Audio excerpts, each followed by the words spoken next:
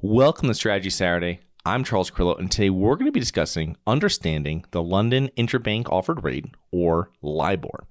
Libor rates are calculated for 5 currencies: US dollar, the euro, the British pound, the Japanese yen, and the Swiss franc. And the borrowing periods or maturities range from overnight to 1 year, and they're published each business day by Thompson Reuters. Now, many financial institutions set their own rates relative to Libor.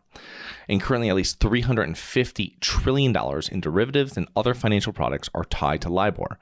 And this includes credit cards, syndicated loans, student loans, individual variable mortgages, and the list goes on. Now, if you have a credit card, you probably already have a financial product that is tied to Libor.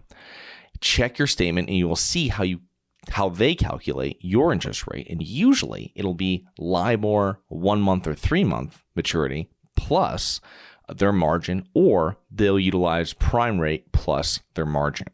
Now, the most popular Libor is the 3-month US dollar rate.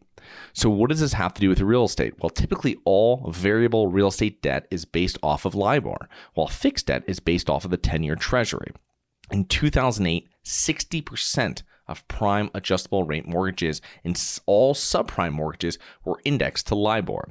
The Libor was created by a Greek banker in 1969 when he was arranging an $80 million syndicated loan for the Shah of Iran. And when I say syndicated, that means there's a number of different lenders that were put together to make this loan possible. Now, Libor came into widespread use in the 1970s and the 1980s, and is the average interest at which major banks around the world borrow from each other.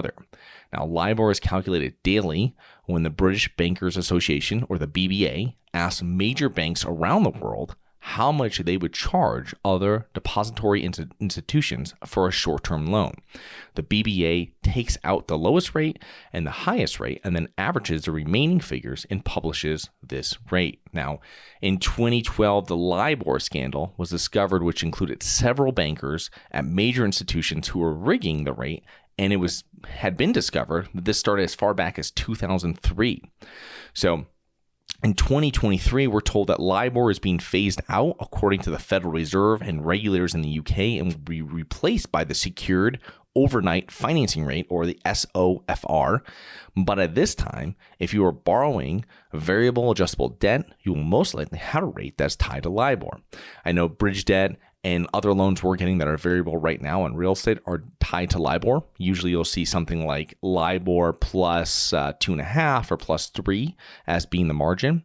And the SOFR is based on prior activity of overnight U.S. transactions, while the Libor is prospective. And what that means is that the Libor is easily manipulated, and that's what happened to the scandal that was discovered in 2012, while the SOFR is something that's done on actual prior activity of overnight U.S. transactions, which means that it's a lot harder to manipulate. So I hope you enjoyed.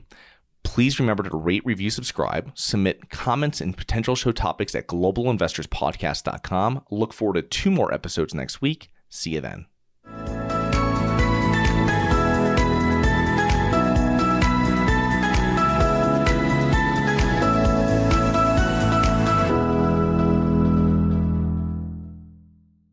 Nothing in this episode should be considered specific, personal, or professional advice. Any investment opportunities mentioned on this podcast are limited to accredited investors. Any investments will only be made with proper disclosure, subscription documentation, and are subject to all applicable laws. Please consult an appropriate tax, legal, real estate, financial, or business professional for individualized advice. Opinions of guests are their own. Information is not guaranteed. All investment strategies have the potential for profit or loss. The host is operating on behalf of Syndication Superstars, LLC exclusively.